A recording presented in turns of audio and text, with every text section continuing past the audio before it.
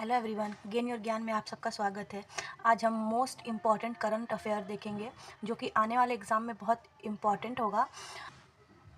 देखो, ये जो करंट अफेयर है ना, कोई भी वनडे एग्ज़ाम है उसके लिए बहुत इम्पॉर्टेंट है। और ये सारे क्वेश्चन ज़्यादातर जो डेज से रिलेटेड होते हैं या फिर कोई भी नियुक्ति हुई उसके लिए ये सारा बहुत इम्पॉर्टेंट होता है। तो वही सब मैंने नोट डाउन किया है। तो फिर चलिए स्टार्ट करते हैं और देखते हैं कि क्या क्या अभी न्यूज़ में है। तो सबसे पहले देखेंगे कि राष्ट्रीय उपभोक्ता अधिकार दिवस। राष्ट्रीय उपभोक्ता अधिकार दिवस कब मनाया जाता है? 24 दिसंबर को। ठीक है, इससे संबंधित कुछ फैक्ट देख लेंगे।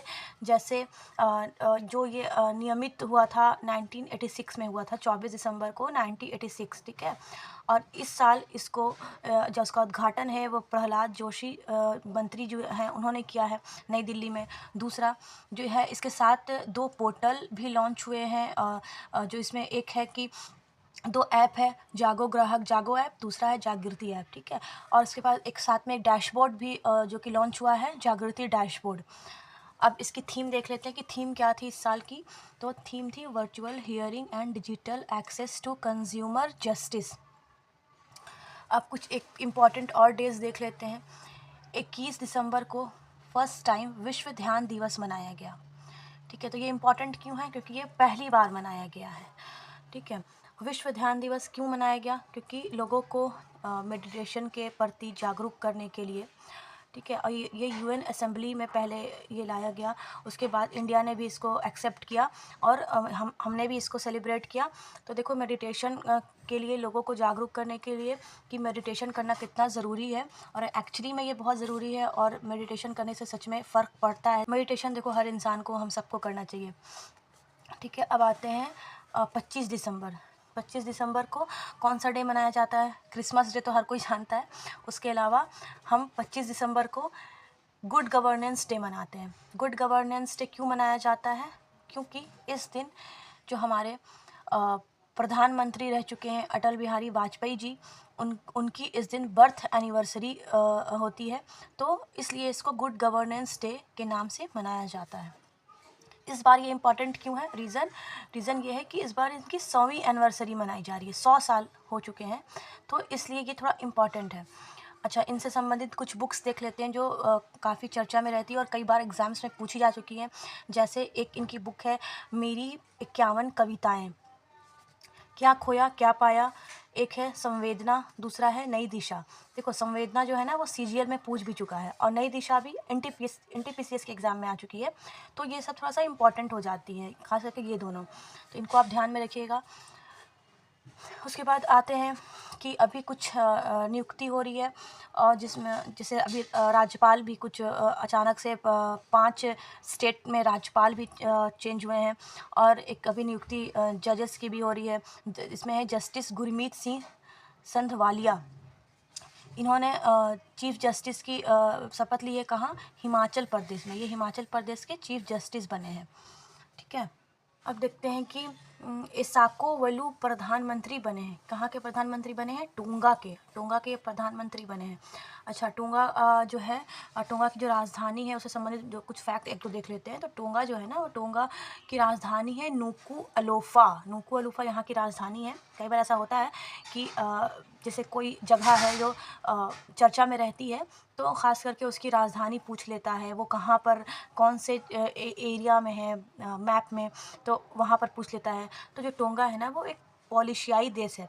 पॉलिशियाई देशों के कुछ समूह होते हैं, 5 या 6 समूह हैं, उसमें से टोंगा भी इसमें आता है।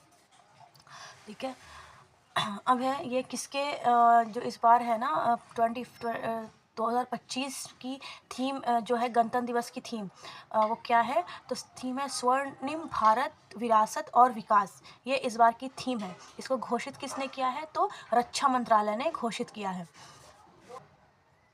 पहला शून्य अपशिष्ट हवाई अड्डा कौन बनाया? देवी अहिल्याबाई होलकर हवाई अड्डा। ये कहाँ है? इंदौर में है।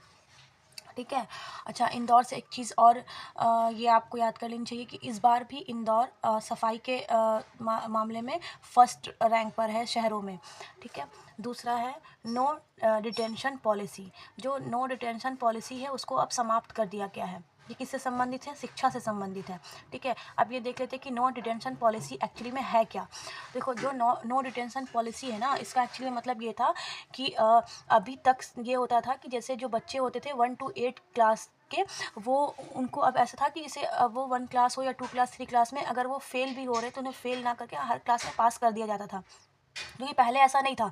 लेकिन अब फिर से ये समाप्त करके और इस चीज़ को कंपलसरी कर दिया गया है कि क्लास 5 और क्लास 8 में बच्चों को पास करना मतलब होना पड़ेगा। अगर आप फेल होते हैं तो आप फेल ही कहलाएंगे और आप 2 महीने बाद उनको उस क्लास में पहले होल्ड कर दिया जाएगा और 2 महीने बाद फिर से उनका एग्ज़ाम होगा और उनको पास करना पड़ेगा। ये अब कंपलसरी हो गया है, तो इस चीज़ को ध्यान में रखना है कि ये नो डिटेंशन पॉलिसी किससे संबंधित है, तो वो शिक्षा से संबंधित है।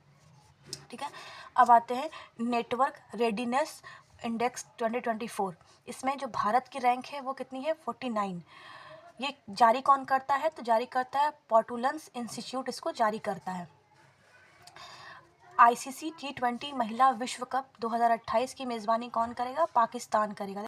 हुरून इंडिया की 100 निर्मित उद्यमियों की सूची में राधा किशन दमानी को पहला स्थान मिला। देखो, राधा किशन दमानी है 100 निर्मित उद्यमी, मतलब कि जिन्होंने खुद से ही, ऐसा नहीं कि उनको विरासत में एक कंपनी मिल गई या एक बहुत बड़ा बिजनेस मिल गया, एक प्लेटफॉर्म मिल गया, उन्होंने खुद से खुद को वहाँ तक उस मुकाम तक उन्हें पहुंचाया है। तो हुरून इंडिया जो है वो एक ऐसी लिस्ट जारी करता है जिसमें इस जो राधा किशन दमानी है उनको पहला स्थान मिला है। ठीक है, उसके बाद आते हैं, देखो अभी ना अचानक से जैसे मैंने बताया ही था कि नियुक्ति हुई है, तो 5 राज्यों के राज्यपाल जो हैं वो चेंज हुए हैं और उनकी नियुक्ति हुई है। तो सबसे पहले देखते हैं मणिपुर के राज्यपाल कौन बने हैं, तो बने हैं अजय कुमार भल्ला। ठीक है, बिहार के राज्यपाल कौन बने हैं? आरिफ मोहम्मद खान। केरल के नए राज्यपाल कौन है? राजेंद्र विश्वनाथ अर्लेकर। मिजोरम के बने हैं जनरल विजय कुमार सिंह। ओडिशा के बने हैं doctor Hari Babu कंधमपति।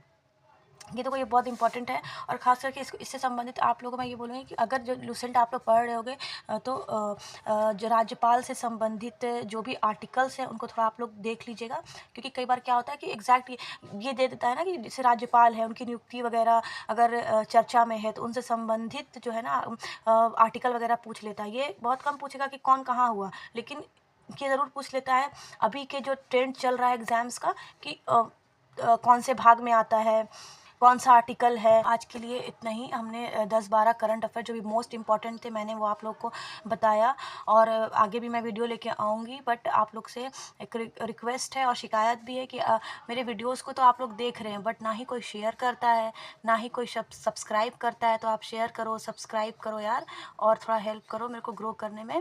Thank you for watching.